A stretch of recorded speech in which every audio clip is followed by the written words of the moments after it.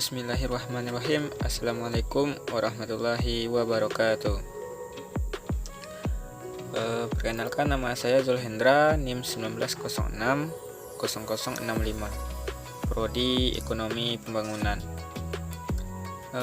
Video ini merupakan tugas ke-10 dari mata kuliah Sejarah Pemikiran Ekonomi. Materi yang akan saya jelaskan kali ini yaitu tentang aliran sejarah atau historis. Ada dua poin utama atau dua poin pokok, yaitu yang pertama serangan terhadap metode klasik. Kemudian poin yang kedua yaitu tokoh-tokoh dari aliran sejarah ini atau historis. Baik, kita masuk ke poin yang pertama, yaitu serangan dari aliran sejarah ini terhadap metode klasik. Pemikir-pemikir klasik kan secara eksplisit mengakui bahwa manusia pada hakikatnya itu bersifat serakah. Menurut kaum sejarah, pemikiran ini dinilai terlalu sempit, katanya.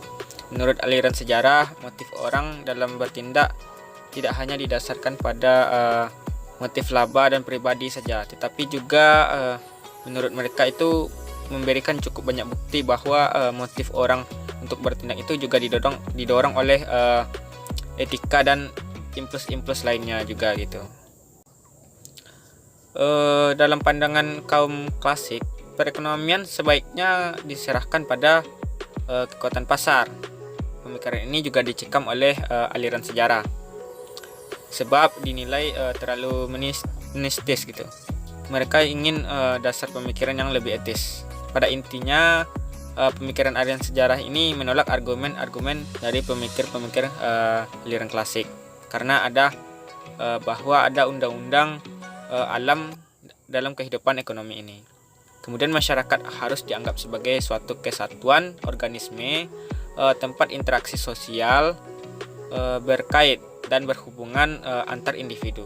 Mereka menghendaki agar kegiatan masyarakat itu dilandaskan pada sistem yang menyeluruh, yang mencakup semua organisme dalam kehidupan bermasyarakat sebagai suatu keseluruhan.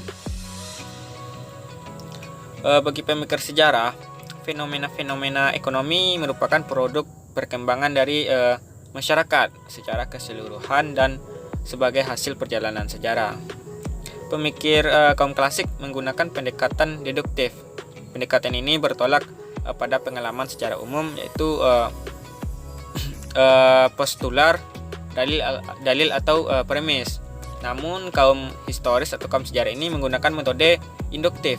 Mereka mengumpulkan kenyataan ekonomi dari sejarah. Dari data yang dikumpulkan kemudian diambil kesimpulan umum. Pola pendekatan induksi ini berpangkal dari pengamatan dan pengkajian yang dan disinilah yang diambil satu kesimpulan umum gitu. Kemudian selanjutnya yaitu kita masuk ke poin yang kedua, yaitu tokoh-tokoh aliran sejarah. Yang pertama ada Friedrich List. Friedrich ini lahir dan pendidikan di Jerman. Ia juga mengajar pada saat itu di Jerman ini. Kemudian ia pindah ke Amerika. Menurut si Friedrich ini, sistem perdagangan bebas yang dianjurkan oleh kaum klasik itu hanya akan cocok bagi negara yang sudah berada pada tahap manufaktur yang lebih maju dan telah melakukan perdagangan internasional gitu. Akan tetapi ini tidak akan cocok pada Jerman pada saat itu, yang keadaan industrialisasinya itu agak tertinggal. Industrialisasi adalah langkah awal untuk membawa perekonomian ke arah yang lebih maju gitu. Agar bisa bersaing dengan negara lain, diperlukanlah memajukan industrialisasi terlebih dahulu. Friedrich List ini menganjurkan adanya suatu lembaga negara yang akan melindungi industri ini dalam negeri melalui pajak impor. Jadi si List ini lebih banyak mencurahkan perhatian masalah kebijakan ekonomi, terutama bagaimana melindungi industrialisasi Jerman pada saat waktu itu. Kemudian tokoh yang kedua yaitu Bruno Hildebrand. Hildebrand ini sering menekankan pentingnya evolusi dalam perekonomian masyarakat. Menurutnya, dilihat dari cara tiap kelompok masyarakat dalam melakukan tukar-menukar, itu dapat dibedakan menjadi yang pertama tukar menukar secara in natura atau barter gitu. Kemudian yang kedua tukar menukar dengan perantaraan uang. Kemudian yang ketiga tukar menukar dengan menggunakan kredit, seperti saat ini kan ada nih menggunakan kartu kredit atau segala macamnya gitu. Kemudian salah satu kelemahan dari penelitian sejarah Hildebrand ini adalah penelitiannya yang dilakukan hanya berupa monografi sejarah yang bersifat deskriptif tentang masalah-masalah ekonomi. Kemudian tokoh yang ketiga yaitu Gustav von Schmoller. Ia dianggap sebagai pemikir aliran sejarah yang paling gigih, menyarankan agar metode deduktif klasik itu ditukar dengan metode induktif aliran sejarah. Si Gustav ini juga menekankan perlunya kelenturan dalam perekonomian dan memberikan ruang pada pemerintah untuk memperbaiki keadaan ekonomi. Untuk mencapai tujuannya, si Gustav ini beserta rekan-rekannya ia mendirikan sebuah forum untuk menghimpun pemikir-pemikir untuk menghadapi berbagai masalah ekonomi dan sosial. Salah satu keberhasilannya itu untuk menghimpun masukan bagi pemerintah. Ini adalah berlakunya undang-undang untuk melindungi kaum buruh dari penindasan kaum pengusaha. Kemudian tokoh yang keempat yaitu Werner Sombart. Hasil penelitiannya yang cukup sering dikutip orang adalah penelitiannya tentang tahap-tahap perkembangan kapitalisme. Hasil penelitiannya itu mengatakan bahwa pertumbuhan masyarakat kapitalis sangat erat kaitannya dengan pertumbuhan masyarakat.